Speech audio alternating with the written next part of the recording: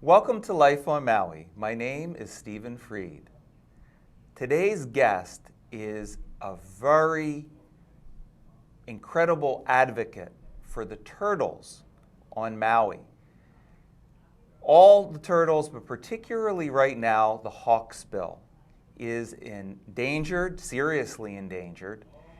And my guest today is Amy Wakingwolf. And it's an honor to have her on the show. She is not just one of Maui's and Hawaii's premier turtle advocates. She also has a line of turtle jewelry she calls her Honu collection, which is highest quality, beautiful jewelry made available to the public. So welcome to the show, Amy. Thank you, Steve. I really appreciate what you're doing. Thank you. I really do. So, the Hawksbill turtle is critically endangered, and you're one of Maui's main advocates for this. So, speak to why they're so endangered right now. Well, it's a really good question. There's a lot of things that are contributing to turtles' population, the decimation of turtle populations worldwide. There's a tumor, kind of a growth, called fibropapilloma, which is, if you've been swimming with sea turtles, sometimes you'll see them and they'll have like crustaceans all over their eyes and shells. Have you seen that? I have seen that, yeah. It's really sad. I have seen that. Basically what that is a cancer that wasn't recognized before the 1940s. And in the 1940s, there was only very few cases of it, and it certainly wasn't all 7 species wide. There's 7 species of sea turtle, and all 7 species have this fibropapilloma that I believe, because it happened so recently, that is a man-made disease. But very much like regular cancer, we just don't know what exactly is causing it. So that's the big one. 1 out of 3 is considered to have some sort of fibropapilloma, and that can go inside their chest and inside their organs, and it also is outside on their shells. And if we can catch it while it's outside on their shells, they have a good chance of survival and going back into the ocean and being able to mate again. But if not, then usually, it prevents more sea turtles from being born, which is really big. The other problems that they're facing is and I want to ask Sure. I want to ask specifically. I snorkel. Many people snorkel. We see the green turtle. right. The green turtle seems to be doing fairly well. They're around, but it's the hawksbill particularly that's problematic right now, and those are the ones that you're really a guardian of. Is that true? Well, in a way, I mean, they're the ones that have my heart the deepest, but they all have my heart. Okay.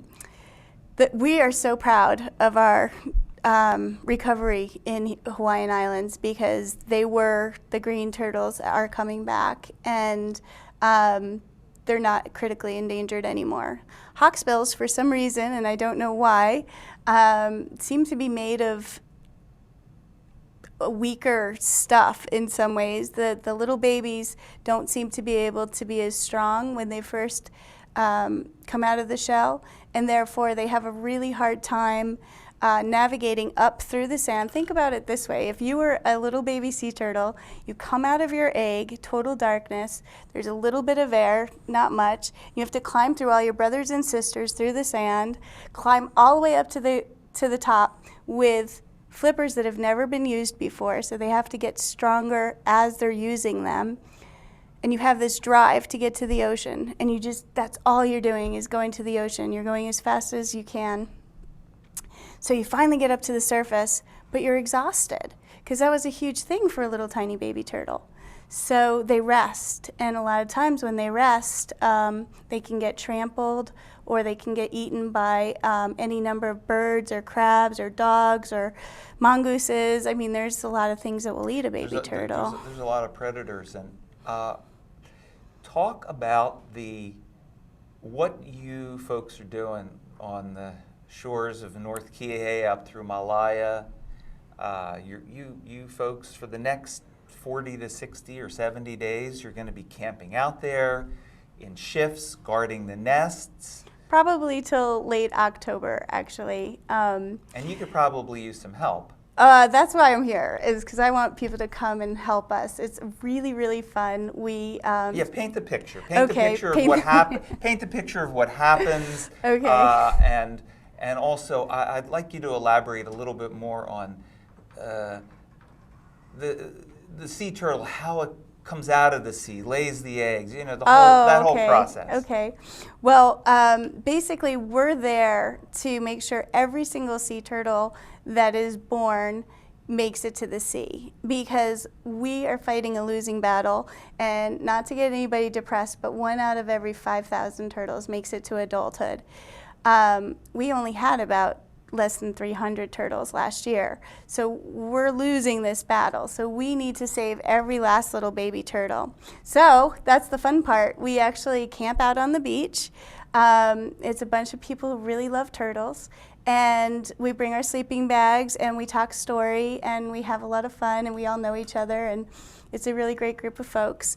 And then we take turns, 2-hour shifts, 3-hour shifts, to make sure that when the turtles, or sometimes only one turtle, comes up out of the ground, that somebody's there at all times. It's like a 24-hour watch for the last 10 days of its hatching cycle, because we want to make sure that last year we had a baby turtle that came out during the day, which is very unusual for a turtle, and then he actually got burned up in the sun. It's the same thing that would happen to our feet when we're right. walking. I mean, these little things come up out of the sand, and the sand is too hot for them, and they cook on the sand and die. That's right. That's why they come out during the night. Right, which is something that they've been doing for millions of years. So, amazing. Yeah, it is. It's amazing. Beautiful cycle. They intuitively know that, and there's another thing that the mothers come back to exactly the spot they were born. That's right. That's right. What exactly. happens with that? Well, that whole process takes like years.